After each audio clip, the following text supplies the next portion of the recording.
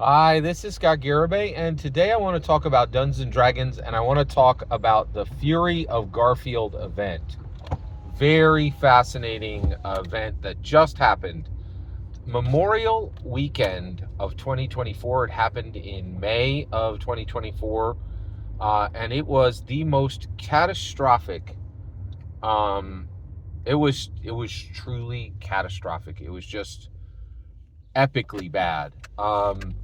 Movie movie event. And so let's talk about the Fury of Garfield.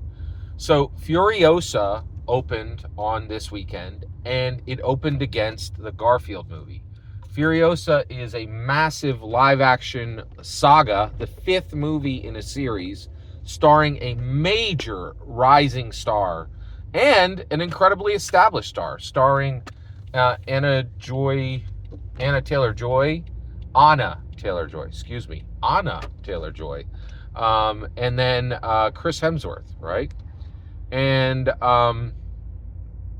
pretty astounding. And it made $25 million on its opening weekend, which is astonishingly bad, right? And it's not like debatable if it was bad. It is the worst Memorial Day weekend opening. Memorial Day weekend's overall gross was the worst in 30 years, 3 decades. Astonishingly bad, right? And then now here's the Furiosa. So Furiosa opens at 25 million domestic. Okay. Garfield opens at $24 million. $1 million behind. $1 million behind. Now get this. Furiosa had a budget of $160 million. Garfield had a budget of $60 million, which means that the studio that put out Furiosa paid $100 million to beat a kids animated cat movie by $1 million. That is the worst return on investment Hollywood has probably ever made in all the years it's been making movies, right? And this is the Fury of Garfield event. I'm naming it, right? And I think it's when the conversation was over. Hollywood is in catastrophic ruin, right? And we are looking at the death shakes of Hollywood. Hollywood is on the ground. Hollywood is on ground, in my opinion, figuratively, virtually. Hollywood is on the ground. Its heart attack is in progress, right? We have to defib it.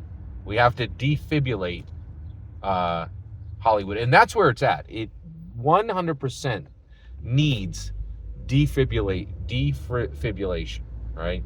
It's on the ground. The heart attack is in progress, right? And I am 100% aware. People have been talking about the death of Hollywood for decades, probably for 4 decades, right? Now, actually, 2 decades. I would say people have genuinely been discussing if Hollywood is dead for 2 decades, right? I'm calling it. This is it. This is it. Like, $160 million live action epic, the fifth movie in a series of films that are world famous. You have a rising star, you have an established star, and it arrives completely DOA, right? And has to fend off a cat movie, an animated cat movie that kids don't even know. Like, this animated cat comes from newspapers. Nobody knows Garfield. Do you even remember who Garfield is? Garfield is a dead intellectual property, right? Actually, you know what? It's not a dead intellectual property. It's a perfect example of an IP that has legacy and no momentum. Legacy and no momentum, right? We talk about this, right? Dungeons and Dragons has legacy and momentum. And if it loses either, it's in trouble, right? Any intellectual property that loses momentum or loses its legacy is in serious, serious trouble. Or if you have an intellectual property that has momentum but really doesn't have any legacy, it's a good example. There's some of those. There's really some of those that have incredible momentum right now, but don't have any legacy. And are they going to get legacy? It's a good question, right? So very, very important thing that is happening. Really critical aspect, of what's occurring, right? And it's a really fascinating aspect of. So what needs to happen, and how does this have to do with Dungeons and Dragons? So we're there. I, Scott Garibay, an American citizen, am asking the government to 100% get in and bail out Hollywood.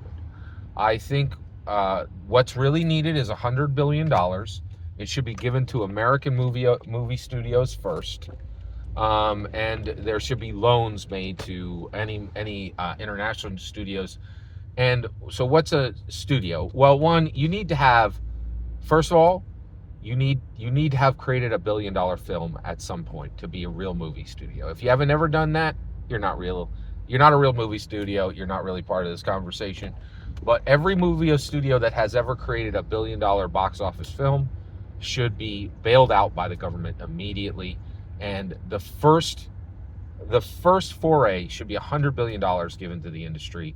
The government should get involved in scripts. The government should get involved in every union. The government should get involved and do a complete bolstering, right? A complete buildup of Hollywood from the ground up.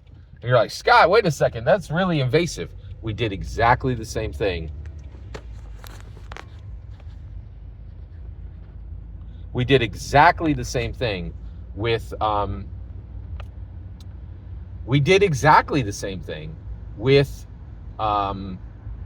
what was it again? Oh, Harley Davidson. Harley Davidson was an incredibly important American, and we were like, hey, we cannot allow this. 100%. Absolutely nobody can allow this to interrupt America's main motorcycle, right? And Reagan completely bailed out Harley Davidson. So we've done this before, right? But I'm talking doing this at the industry level. Now, why should we do this? Well, the rest of the world needs Hollywood for many reasons, but I don't care about any of that, right? We need this. There's one reason this should be done.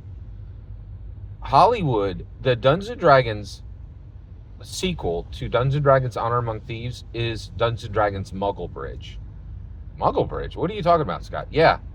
So we're never going to attract Muggles, right? Non-Dungeons & Dragons players with Dungeons & Dragons itself. And the reason why is we just increased the lowest ante to play Dungeons & Dragons to 1,152 pages of reading.